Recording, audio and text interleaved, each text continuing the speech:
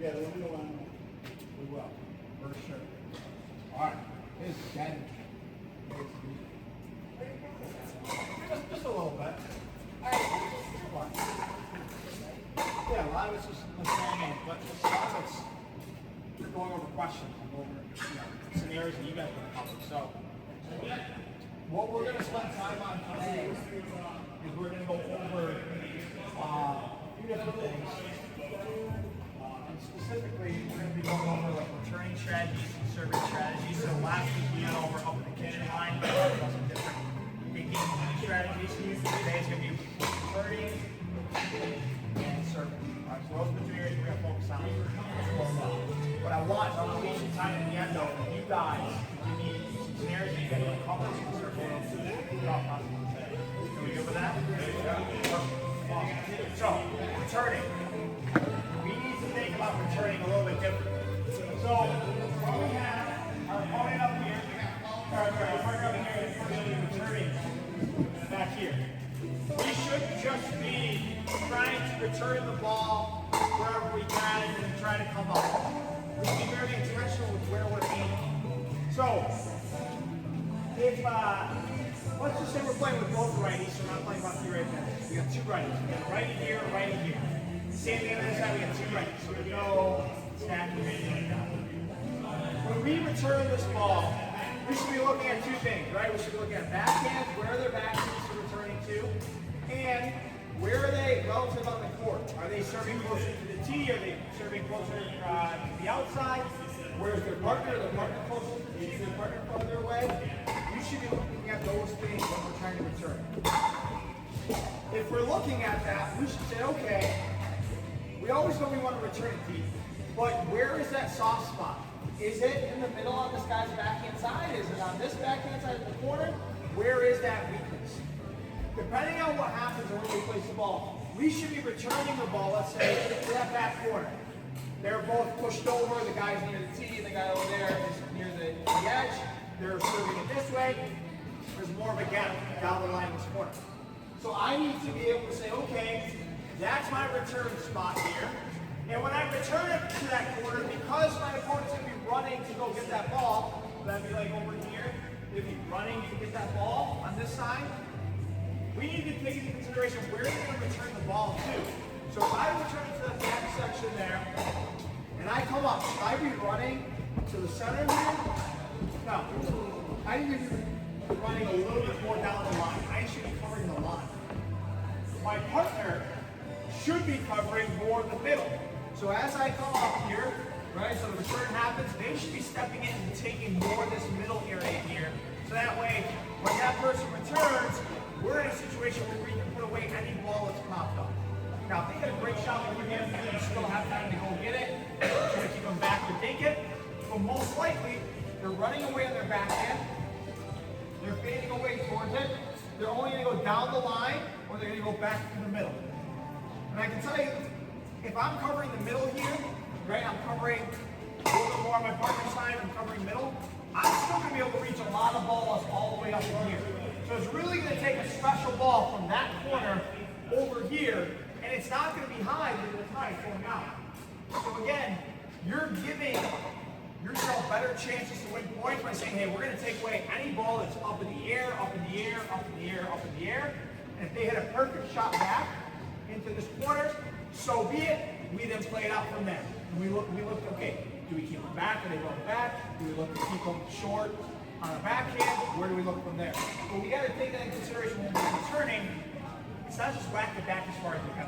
Let's try to angle to certain spots on the court. In this case, they were cheating over this way, go to the back corner. This person runs up, they're closer to the line here, holding the line.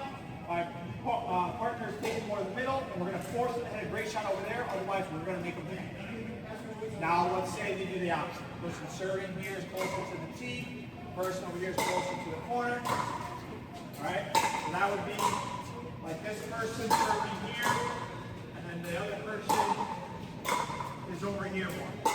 If that's the case, this person is serving on this angle, across court here, again, they're coming this way. I need to look at, okay, where's the opening?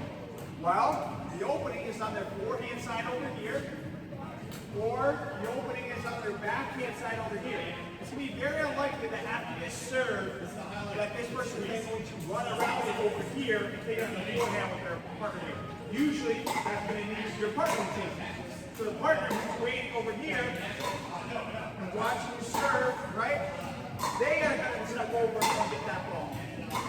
So you're either doing one of two things. If the serve comes, and the guy's supposed to tee here, and the other guy's going to look right at that line, you're either attacking away at the forehand side here of the server, or you're attacking behind the server on the backhand side in this scenario.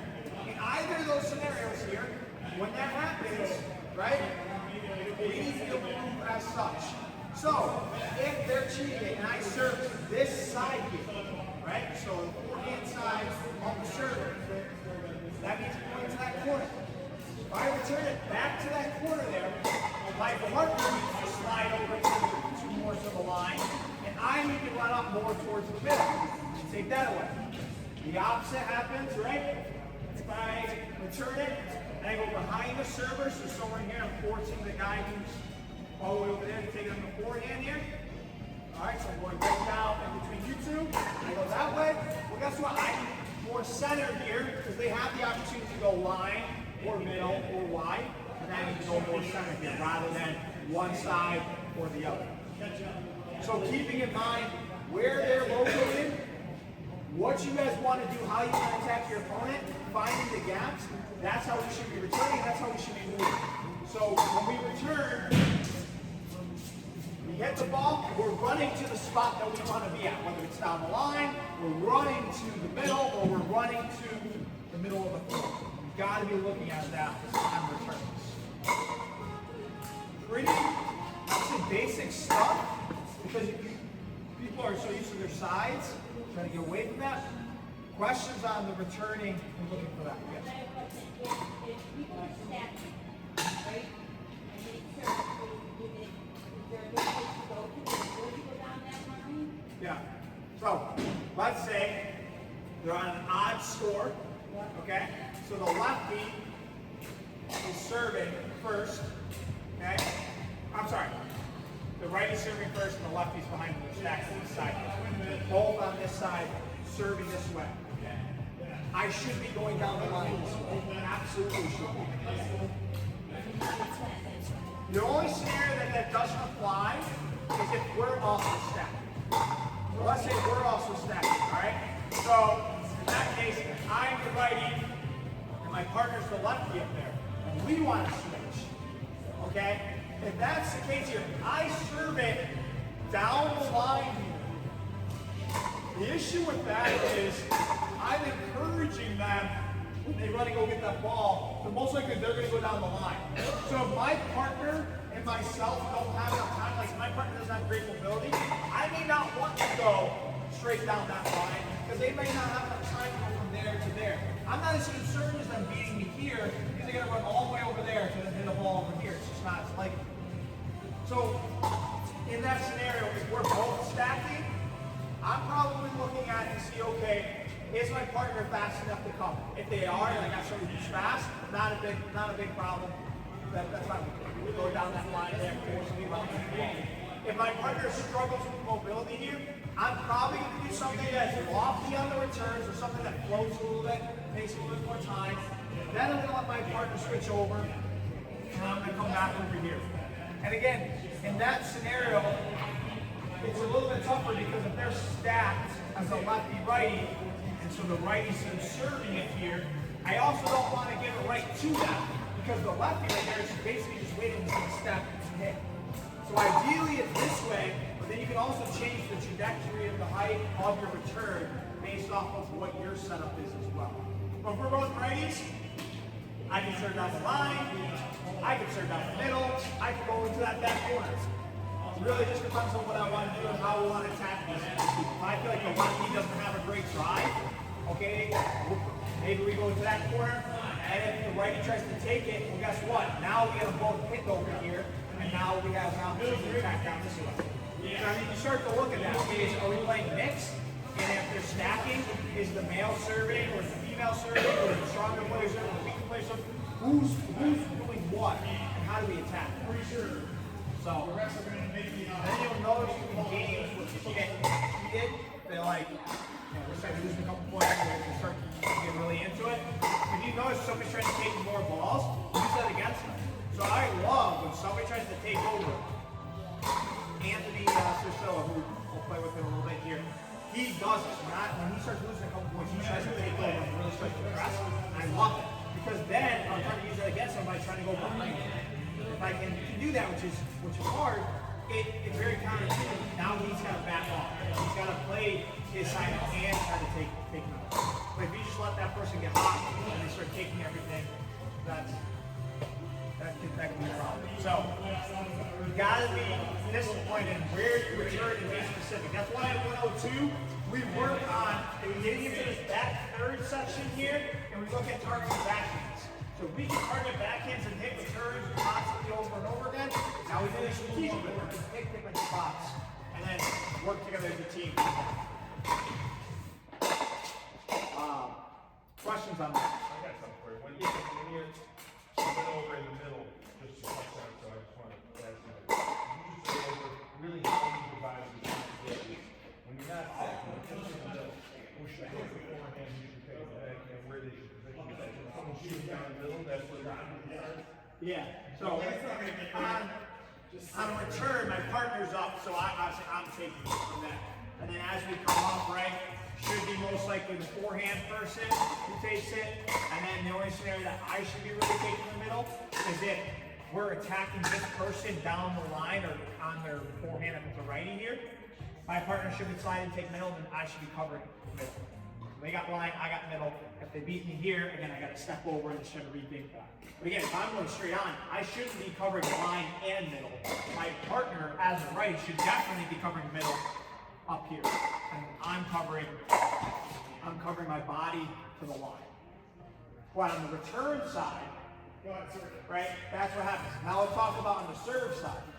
Serve side, we're both back. So we serve it, they return it back, right? And it comes back deep middle. That should be the forehand person's ball. They should be the ones taking it. So if it's both righties, the righties should be taking it all the way to probably about here.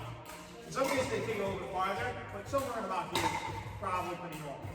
That way this person, when they're returning it, they still have the ability to then be able to step over, take things on their forehand, or if they want to, they can step and take it on their backhand, and they still have the ability to step over, cover in that amount of time. Because you probably have about 2 seconds, if it's a floating one, 2 seconds to step and get to that ball before you have to make contact with it. So it should be the forehand person's ball. This person needs to create space. So like I do sometimes, be like, my partner's gonna come and take it, and I gotta step away to give them space where I thought, okay, it's gonna be my ball, but it should be their ball. A lot of it's spin too. So if I serve it across here and they hit it back, if it's spinning the way that's spinning this way, that might be more my ball. Because it looks like it's gonna be their ball, but again, it's gonna be the way it's gonna bounce and go over here where that should be my ball. Whereas if the opposite, I serve it down the middle here and it's curving more towards the middle, that's gonna be my partner's ball. So spin and then also goes back. But generally speaking, you prefer the middle for the person beforehand, and they take care of it.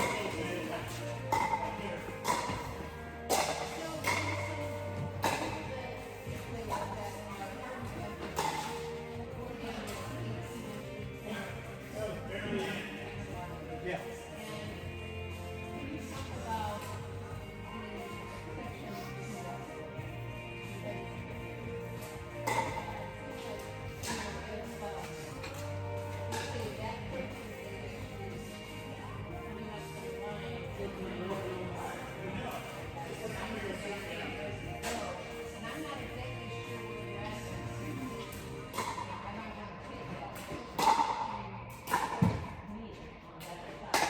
Okay, so are you saying that you're already here and then your partner pulling up?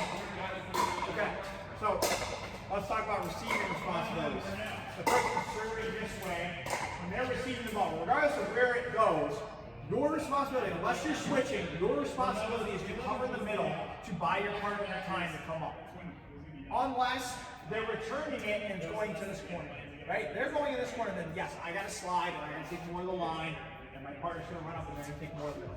Otherwise, the person's job up here is not just to stand off to the side and then stand in here after the serve or the return happens. They're here standing, waiting for the ball up, and then they're stepping to the middle here to buy time for their partner to come up. So that would be a very good use case of saying, hey, if they drive the ball in the middle, it should be the person that's already set and already established to take that ball. Because we don't want the person running up as they're coming up here. We don't want them running up and just reaching for a ball. We'd rather have the person that's already established that's here that can just slide and step and keep it back. So that's a good use case. The other use case is the one I kind of talked about, which is, let's say you're thinking, right, and you can get a ball deep behind this person here or in that corner. That's where we talk about when we think. We slide, step, dink, we come back to center because we want to be ready for a ball that speeds up. Well, our partner shouldn't just be standing here after they go and cover the middle off that ball. They need to be sliding to cover the line. In that case, your job is then to come over and cover the middle in case they pop it up. If they dig it back, again, we come over here. That's all going to play out from the back. That's the only other time. Otherwise, the person in the middle really should be dominating and taking a lot of the ball. Okay. I don't think there's any other time you would say, hey, we want this person to take more in the middle. I guess this is more like physicality than who they are. Like, I'm somebody who has a very good backhand, and I do a lot of backhand flicks. So for me, it might be a little bit easier to step and flick and stand somebody in the middle. Whereas my partner, if they have a good forehand roll or forehand flick, then maybe they take more of the balls. And then maybe they take it even a little bit further because they can step and do that. So for example, that would be Anthony. And he has a great forehand. I would be telling him to take balls all the way over here. Whereas if the opposite was happening, I was playing somebody had a decent forehand but not a great one, I would say, hey, give me a little bit more room because I can take a lot more with my backhand flick. So that would be another scenario. Again, it's more strategy and skill. Communication. Correct. Or if you're stubborn like myself, you just have faster hands and fingers before they can get there. So, yeah. What else we got off of that?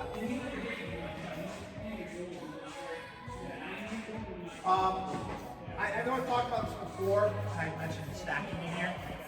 Are you guys familiar with how to stack? Do we know how to do that? Okay. So, Larry, I'm going to use you because you're on the left over here with me. So, Larry's up here at the kitchen. So we're in an odd situation this side. Because we're going to be stacking this. So, as you can see, Larry's forehand's on the left and my forehand's on the right. So we got a big gaping hole in the middle. We should be stacking every single time. If we're playing competitive pickleball, we should be stacking. So we have to have a signal that tells us how to stack. So the person up front is going to give a signal to the person back there that's returning and to let them know what we're doing.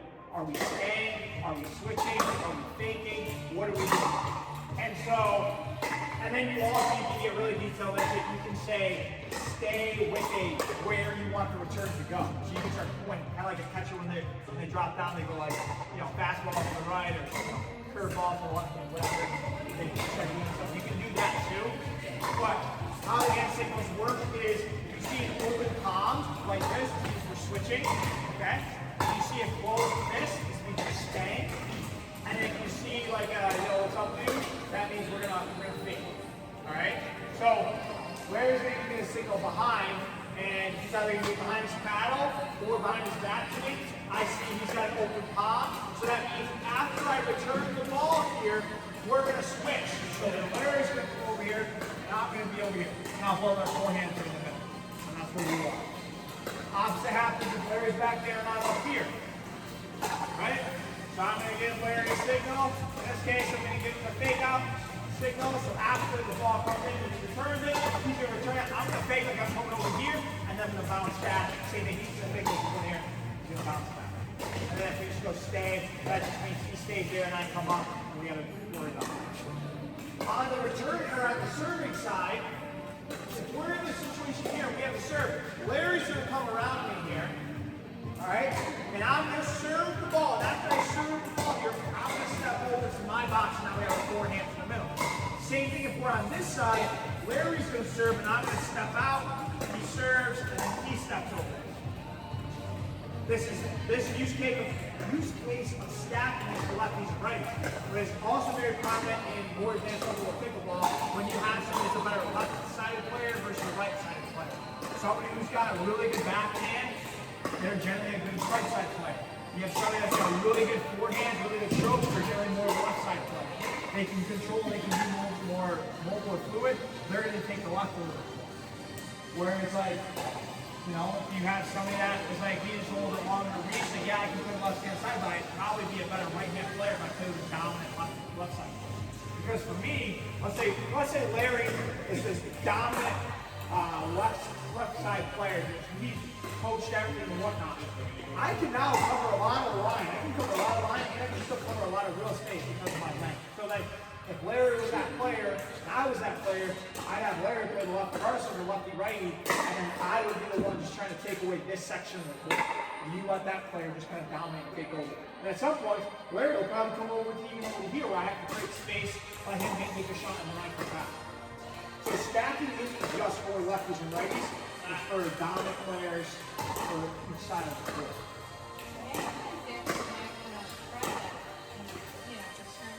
Tournament setting, for sure. You'll see a lot of people do it. Mix happens a lot, so generally you want the male on the left, team on the right. But again, it depends on hand, it depends on who you're playing.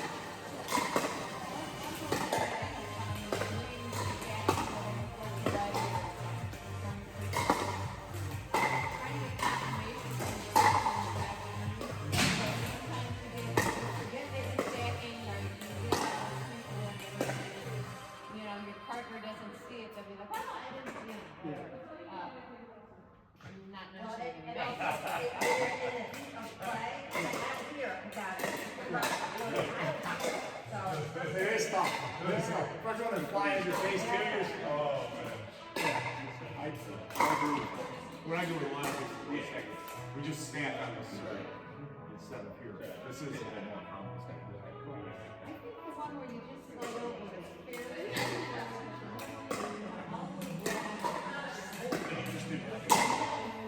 Yeah, if I'm this person running across there, this person in there, yeah, it should be. But this person is also trying to cover ground. So they're not just like running over here to cover. That's why I said when we're stacking on the return side, we may not want to go here and that person just steps up the ribs because this person should be slow coming over to cover the middle. And they know they gotta get there, but they gotta cover more of the middle here until they see their partner come up and then they start to cheat over. So that's delayed because of pop-up ball this way. The other part of stacking is really quick. You don't have to stand up. For example, Larry comes off the court over here. And so after I return the ball, rather than Larry covering the court and sliding over, I return the ball. I'm immediately coming over here. And now Larry takes his. The advantage to this is there's no confusion in the middle anymore. The middle is going to be my ball. So as I'm running up here, I'm taking care of the middle. The disadvantage is, because I'm taking more of the middle, if I don't return it well, it's going to leave the line a little bit more exposed. So it's just something you have to keep in mind that after, if you do it like this person's going to step out, you can trust that they're going to cover from here over, and then this person has to, after they return the ball, they have to split up to be able to cover this side of the court. Same thing, Larry's back here and I'm here, he either returns it, and I step out, and he gets the right side. Questions on that? Alright. Let's get into some serving strategies. I want to make sure I got some notes correct here. So, I didn't really talk about this with the receiving side, just a little bit about how you can buy more time with a little bit more ball. So let's talk about the serve and just the basics of like what we're trying to do. So obviously we're trying to get a deep serve. We're trying to get something that's in the back third that keeps him back. Ideally, it would be even closer. It would be like somewhere in this area that the ball lands. So that way this person's receiving it. By the time it bounces and comes up, they're making contact back here. Versus if the ball lands up here, I'm going to have a chance to be able to step into it and my momentum's going to go. So obviously we want to be somewhere in this back, like 2 feet area back here, so that way it keeps you back. If we're not going for a deep serve and we're going for a short serve, it's better be something that spins off the court. So if you're going for this area here to bounce, it's got to get them wide. You got to get them wide, so that way it's hard for them to get. Because if it's straight back, this person can still want to get it here, but it's much harder to bounce when it goes upward. Now they get to the whole other step to get what you're not doing. So that's generally what you're trying to do in the shorter serve. You would never do a short serve up towards the tee. It's too easy, right? That's a short serve there. I'm running. Yeah, I may not get all of it on it, but you guys got to stay back until I hit it anyways. I'm up on that. So you're just inviting me back. So generally it's that back area here, or you're looking for this front corner and trying to get the kick wide, the spin. Let's talk about height and speed of the serve. What are you guys thinking for serve? What do you guys like from a tendency perspective? You guys, is there something you guys particularly aim for serving? You say the backhand, so love it.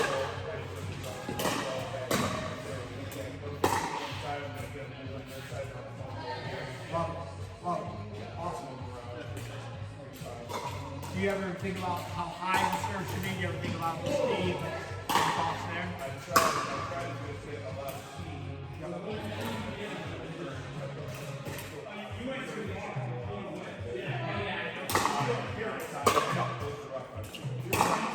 like it. Yeah, yeah. Love that. What about you guys? Any thoughts on the serves?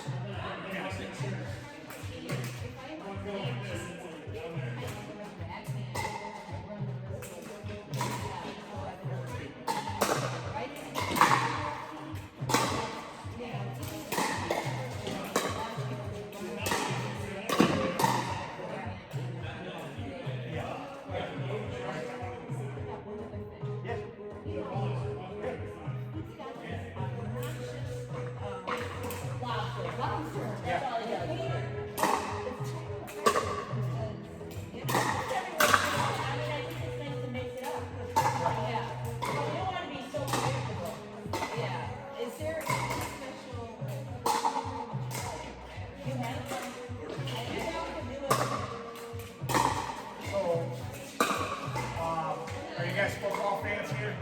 You guys watch football? Okay.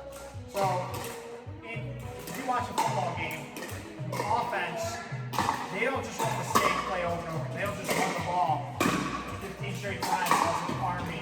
That's all they do is they run the ball. They don't run it, just run, right side every single time. They're changing the philosophy. They're doing pass plays, they're doing play action, they're doing runs, they're doing draws, they're mixing it up. We have to do the same thing on our serve because we can't be predictable. We should have a staple of like, okay, this is my, if I need to get a ball in, this is my serve. Gotta have that. But we should be directionally and with spin, being able to change what we're trying to do. We also should be trying to change it with our height and then our speed. So not only just place it and our spin, but our speed and our height. Those are the 4 variables that we should be changing up constantly on our serve. I will tell you on the lob serve, those can be very difficult, especially if you're playing in a place that there's not a lot of space behind the net or whatnot. That's where it gets tough. So you got to make sure a couple things. One, on a lob serve, if we're making this here, I need to be either making a decision. I'm going to short hop the lob serve, or I'm going to stay back as far as I can, and then as the ball comes, I'm going to try to guide it back and forth. It is what it is. It's a cheeky serve. If you're playing in a real tournament that has space, it's not going to be the case. But, for example, one of you guys had a lob serve? I don't know. Perfect. Even if you don't have to be back there. So if I'm up here, right? So I can try to short hop. So go ahead. Lob serve. I can step into it and just try to guide it back off the short hop. So do it again. Sorry. Okay. Hold on. Good. And I can just try to keep it back. So you have the ability to stay up here, and as it comes in, I can try to short hop it. Or, if she's doing a great job keeping it back and I'm struggling with that, I can then back off the line deep serve. And then I can step up to it, which makes it easier to short. And if it's not, it's a deep serve. I gotta be able to have the patience to stay hand and let it bounce. And as it comes up, then take it. So go again. Good. Step. And I take it and I just try to keep it backward. So I'm gonna serve it to you. So let's just demonstrate this on your end. So if I were to lob serve you deep, right? I want you to do one where you're first or close to the close to the baseline. Okay. So I'm gonna lob serve you. Right? Good. So you backed off there. Try to stay home. Let it bounce and just try to stretch it off the short hop. Okay. Good. Okay? And now it could be a little bit higher. But now, step back. Now take another step back. Now let the ball come to you a little bit. Okay. Alright, so you get the lob serve. Now you let the ball come to you. You can do that as well. So again, those are your two options with the lob serve. The problem is people are in no man's land here. They stand here, and the ball is a really good deep serve. They either are taking a step back too late, and they can't handle it, or they're going forward, and then they realize it's too deep, and then they miss it. And they mess it up that way. So those are the two options on the lob serve. You can either just take it off the short hop and keep it back, or start farther back, and then as the ball lands, you take it off the hop, and then push it back. That's what I would recommend for the lob serve. What I want to cover on the serving though. I want us to cover those four things. So we have the speed of the spin and the placement is huge. So we're talking about getting it deep and placing it behind, backhands and up with spin. Or we're trying to get it with pace, and we're trying to either change the height and make it slower like a lob, or we're trying to drive it so it stays low to make it harder. So, for example, I'm going to use you as an example. I'll take that ball. So I'm going to mix it up, right? So I'm going to identify, all right, where is she at? Okay, I see an opening right now. I'm going to try to take advantage of it. All right? So, as she's loading up, she's ready to go. I'm going to hit a low serve, upward serve. And I'm going to try to smack it back. All right, maybe I'm going to try to do something a little short with spin and touch that front corner. Now I missed, but I created a pop-up situation. Okay, maybe I want to do something with a little bit of top spin on it. So I drive it up, make it bounce back. Perfect. Maybe I want to attack the back corner here. So I drive something a little bit lower. I missed it hard, my bad. And I try to keep moving to that back corner. Again, trying to create something different. Okay, if I see that she's cheating that, and when I go towards the tee, I drive it through and I come across that way. So I'm always looking for opportunities where I can mix it up. Again, most of my targets, though, are going to be from here to here, this way, and then to here, and then definitely in this section here. I mean, those are the different spots we're trying to aim for, and then we add different spins. Maybe I want to get you with some side spins. I come through, and I side spin, and I try to create something different. Maybe I try to fake it out like I'm going to your backhand, and I pull side spin this way. So I go out, and I try to drive it that way. Maybe I'm looking for an opportunity where, again, I'm just keeping you back with a high lob serve, and then it takes me a second to adjust to it, and now I can step it. All of which you have to be able to hit different serves. So I recommend that you adjust those, play with them, try to figure out what works for you, and then start getting comfortable trying to hit those. I will tell you, on the serving side, you can attack.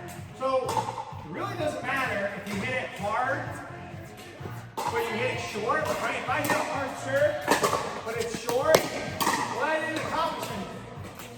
That was a bad example. If I hit it short, hard, like that doesn't accomplish anything for us. I need to be able to get into a spot where it's going to force her to either hit a short return back or something that's going to be a compliment that potentially goes out of play. So that's what I should be aiming for. So I got to hit it deep, and I got to hit a little more spin, so there's a short return. Now we can step up. attack hold. That's what we're trying to do when we're serving. We're looking for areas of weakness. We're trying to generate opportunities for the ball to either come up short on the return or for it to carry too far. And we have to look at where they're at. We got to look at, okay, what side of the court are they, lefty or righty? And then score actually plays a factor in it too. If you guys are up big, yeah, maybe you can be a little more aggressive. If you're not, and you're behind, you just need to get serves in. Maybe I'm not going to be as specific or as directionally trying to target corners and just trying to get it deep. So on the serving side, that's definitely stuff to take into consideration. Does that make sense on having something that's different on the serve? Like, can you tell, like if I wind up, I generally have the same wind up, but my finish is different. So if I want that side spin to it, or top spin, I can change at the last second. Go here, I'm gonna add side spin, whereas if I do the same thing, now I'm gonna add top spin. So it's the same stroke when you try to do it identical. Create a different look after the fact. So it's not, you're the same, they don't know what's happening, and then you hit them with something different based on how you finish. That's another good thing. Serving we'll go through. A legal serve, contact, illegal serve. Well, contact serve below the belly button, okay? Not overhand. Gotta be at least parallel or above. You can't make contact with this. Alright? When you bounce the ball in your hand, you can't add spin to it. You can't do anything like that. You can't hold up. You gotta be a straight drop. Okay? It can bounce, but you can't push it down either. You can bounce it before you serve, but I can't go like this and then serve. It has to be a drop. You drop it from any height, okay? Make contact, just your body has to create the serve line there and the outside line. Your body has to. So if I'm serving this way, I couldn't serve like this. But I could serve when you wanted to. You could serve out here. My feet, my body was outside of it. I wouldn't serve like that. A lot of people do it on this side. A lot of people are serving this way. They'll come all the way to the tee. They'll be as close to the tee as possible, and they'll serve that way. So that's okay. Other than that, then we should look for. I mean, you can't. Like I said, you can't create spin out of your hand. You can't create spin out of the paddle too. People used to do that. You gotta drop. No, can't be a toss. It's gotta be a drop. It's the only thing you can do. And then people can get tricky with it. Like you can't really see it. They're bouncing. They're doing their thing, right? They're doing one thing. And all of a sudden, they're like, okay, put the stairs right here, go to. It might spin a little bit, and you don't see it. When they're bringing their hand in, they're go. What? Okay. Did I see? I don't remember what your search was like off the top of my head. Apparently we're in. I got issued citations the other day. That's not illegal. We just did that. It's not. No, it's just the contact point is down here. Yeah, that's fine.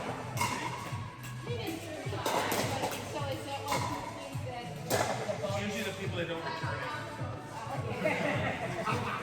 I've noticed. What the heck? You're serving it.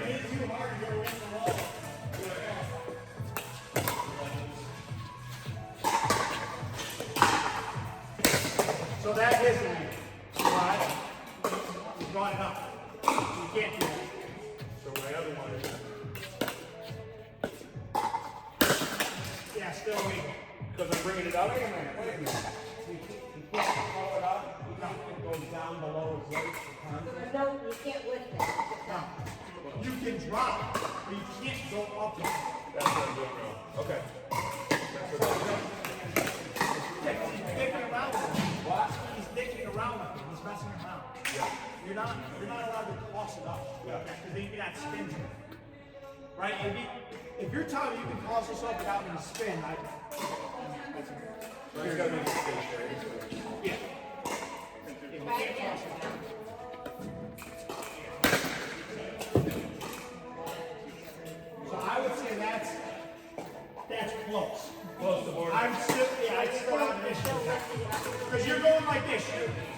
line it So, up with it, instead and of then just- go. just And the hold it. ball, if you slow it down frame by frame, it comes up and then you're making contact. So I just gotta drop it. Okay. That was better. But you can still feel. You can still. Yeah.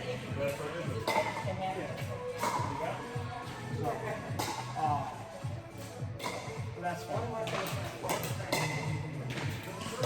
I mean, I can do it with drops. You used to be able to give it a little pop.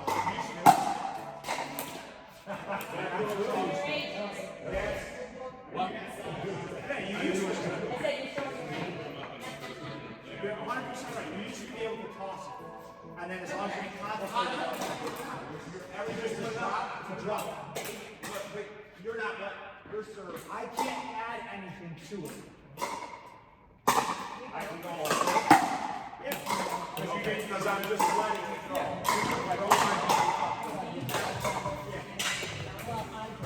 It's the same thing like you can't go down with the height. Like you can't float. Yeah. They're just trying to take it away so that way you're not making additional spin through. Like I said, those people would spin it on their paddle here. And that ball will come up and down. They're just trying to eliminate that.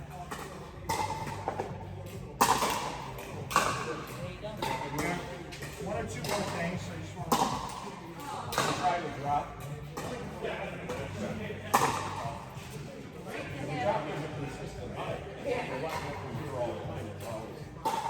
So let's just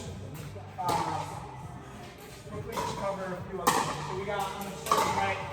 After that happens, we're trying to target those different locations. We are trying to create a ball that either comes short on return or is going to float away so we get the ball. When that happens, we have to remember, I've seen too many times that after we serve, people love to step in and play. We have to be cognizant of staying back. So depending on where we serve, if we're serving close to the tee, away, we have to make sure that after we serve here, we don't just step in and stay there. We got to make sure we're staying out so that way we have time to be able to hit the next line.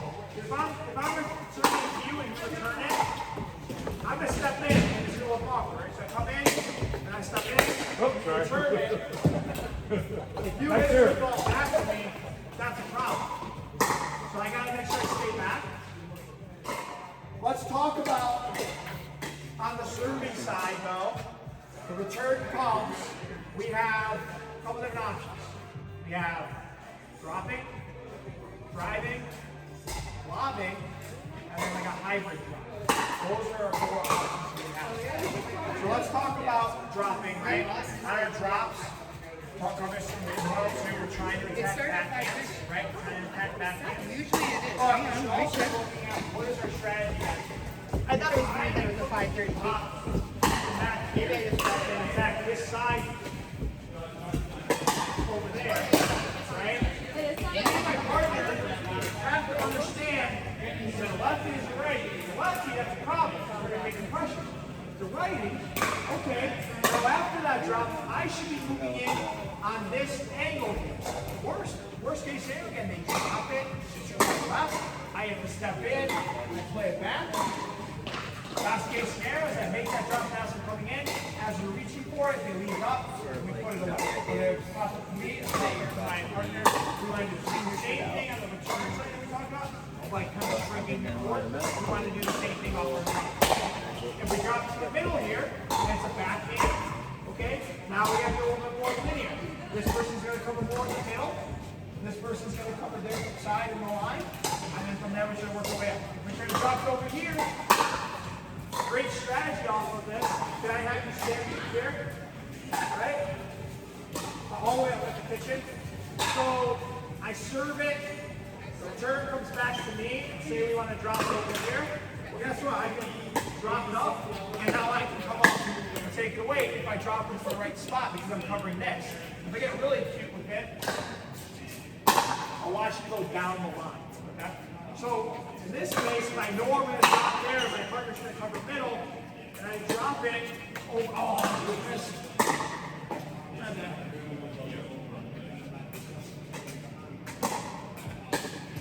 over here, now I can step around and I can earn it as a confidential offensive play. So again, you can do it on either side, but in this scenario here, if we know that's happening, and I notice when we've gotten to drop on that side a few times, and it's worked, well, guess what? My partner now can cover middle. I can be aggressive, take it out of the air, or at least stay home enough where if I'm straddling the line, I can take more balls out of the air. That's another opportunity. So on the drops, same strategy applies to our returns. We're just looking for opportunities to try to press. Keep them guessing and force them to get a really good shot, which is behind us. Obviously, I'm overemphasizing like right here, but in this fast-paced game, if I make that shot over here, I'm definitely coming here. So I have the ability to step and take here. I also have the ability to step and cover here if I need to. If I get all the way up here, that's a great drop, and I'm moving well. I can cover that. Let's talk about drives. So we have the drive option. Serve happens, return happens. Again, when I'm driving, I'm trying to drive and create a pop-up, so that way we can come out and put it away, or a short ball that we can then drop and move all the rest of the way up. So if you come up all the way, so serve happens, return. If I drive at you, right, I'm trying to hit a couple different spots. I'm either trying to get you chicken wings, so in here, this upward spot here for the chicken wing. I'm either trying to drive to your backside for your partner has to come down on the return, so the middle's more wide open. Or if you're cheating over a little bit and have the line option, I want you to drive it behind you. So all of those different options I'm looking for on the drive, based off of what you do. Again, I have to get a great drive, which that's what we do at 102. I gotta keep it low, I gotta keep it spinning, I gotta try to get some dives down. I gotta look for that opportunity. So if I drive line, where's this ball most likely going to go? If you get a foul on it and reach it for it, you're most likely going to pop it off. It's going to be on this side of the court. So I need to react to that from this way. The partner needs to come over more middle. It's going to be very rare if you are, very rare if I'm you and somebody drives me over, I'm going to go like this and then go way back over. I mean, that's just a hand play. It's got to be perfect. And at that point, my partner who's on the middle can go and cover. If I go middle with it, right? So I drive middle at it. Where is that ball going to pop up? Probably going to go popped up on this side of the court. So that's where I need to come and take middle. The partner needs to take more the right side, and if that ball pops up, you can put it away.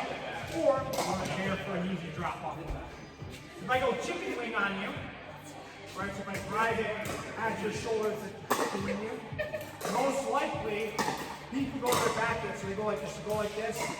So yeah, so it's probably going to go this way towards the middle of the court or out. So you don't have to be worried too much here as much as when I'm over here and I'm driving down the line, I got to be worried more about down the line.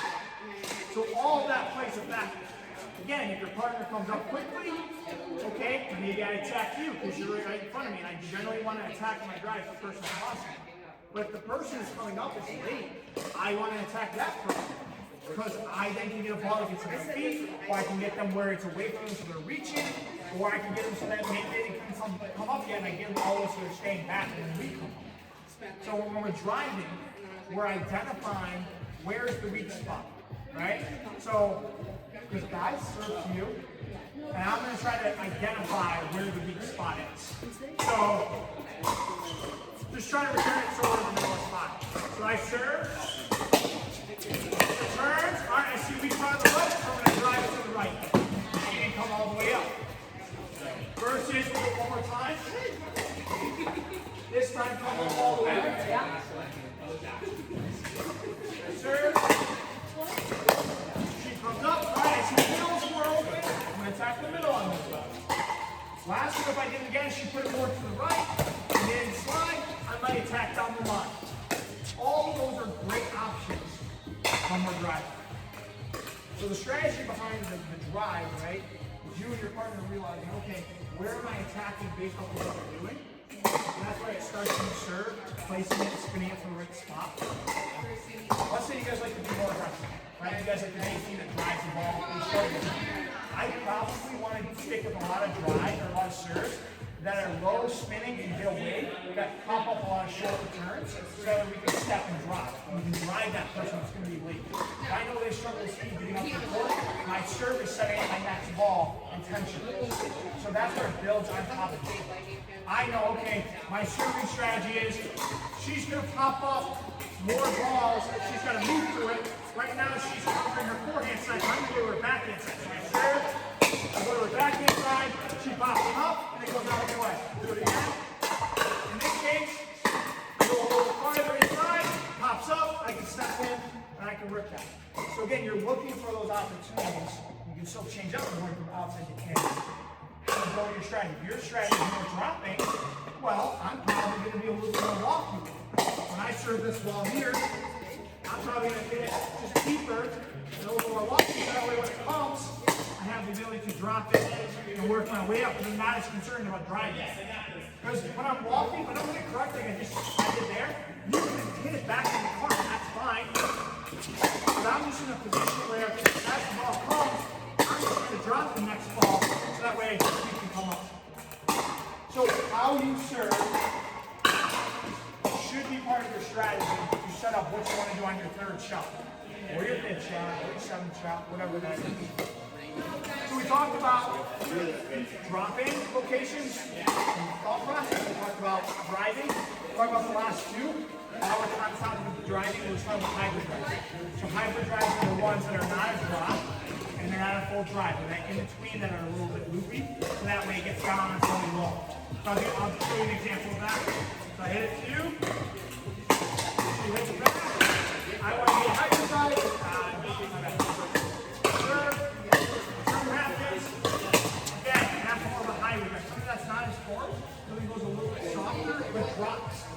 I want to do that, especially on people's backhands, where they have to reach because then they're going to pop it up. If they go down here, most people's paddles are facing up. So that means it's going to get popped up. Versus, they go forehand on it, they can usually come up. So it's a great opportunity to attack the backhand on a hybrid drop, or hybrid drive, rather than just pull up, driving the ball in the backhand. It's also really helpful too because from a contest perspective, if I'm playing the game, sometimes I'm getting overworked, I'm getting too much into my head, and I'm swinging too hard, I'm just trying to pull the kill. So if I can slow it down and say, hey, I don't want to attack this person, but I want to get it here so we have a chance to move up. I want to mix in a hybrid drive. So I'll do it one more time here. We're struggling, we're battling here. I serve it.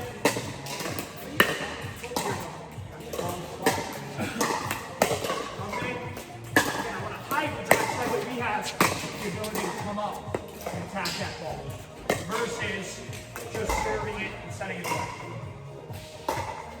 The last option I talked about was the lob. So I don't recommend it. I really don't recommend lobs when we're at the kitchen. Sky's the lucky thing. And also, Tommy has a great lob. So Tommy's awesome guy. So Tommy's the only one that I would say can confidently do it where he lobs it right off of a third shot. I would never do that.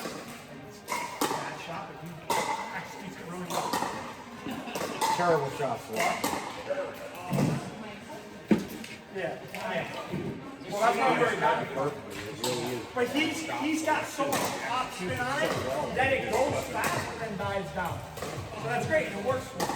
But if you can't be so precise and hit it every time, you're sitting home. Or you're leaving them up for somebody to put away. So your percentage chance is not very high. If you can't drive, if you can't hit a third, I guess you lob.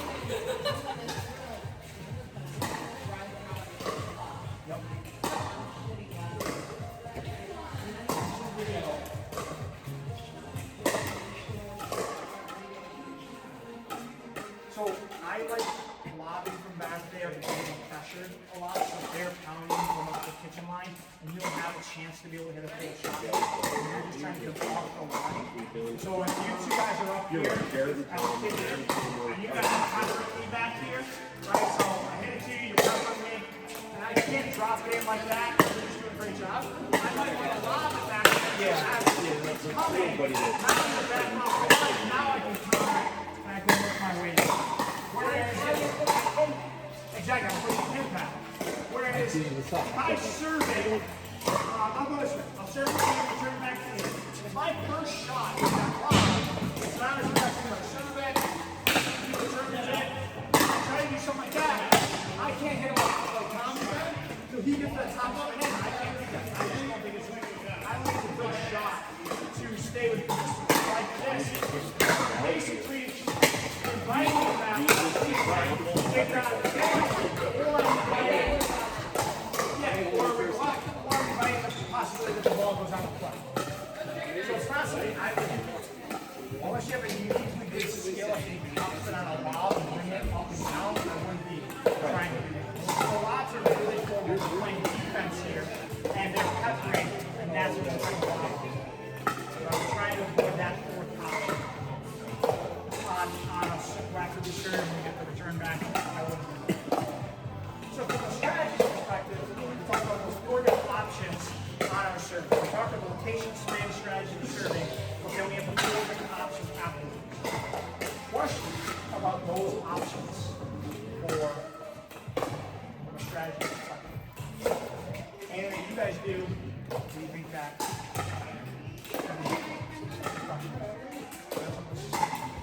We got time.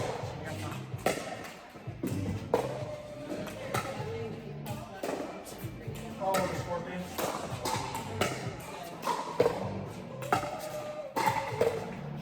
So this versus clearing and stepping.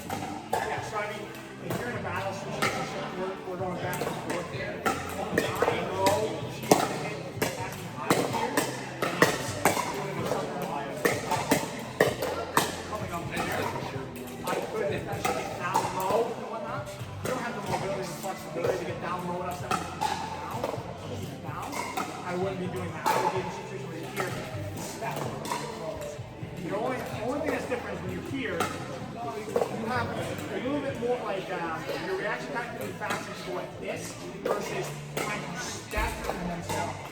That's what it's a very handy battle, and you don't have a chance here. We're going back and forth, right? I may not have the ability to step and slide out of the way here.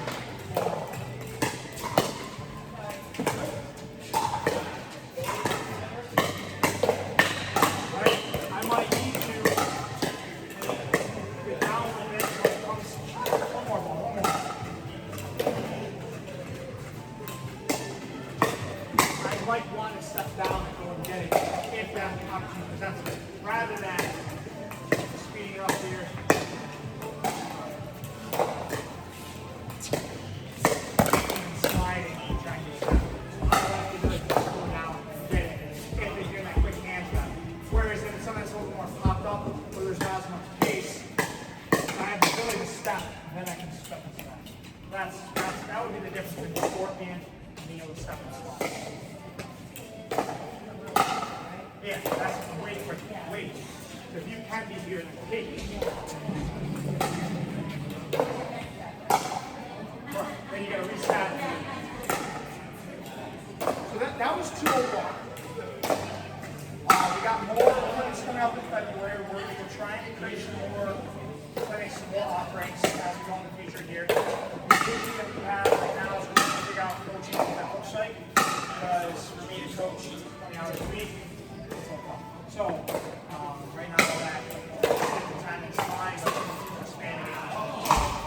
But if you have any suggestions, maybe like one seat incorporated into the clinic, happy to do so. Expand those offerings. At the same time, if you want, probably less than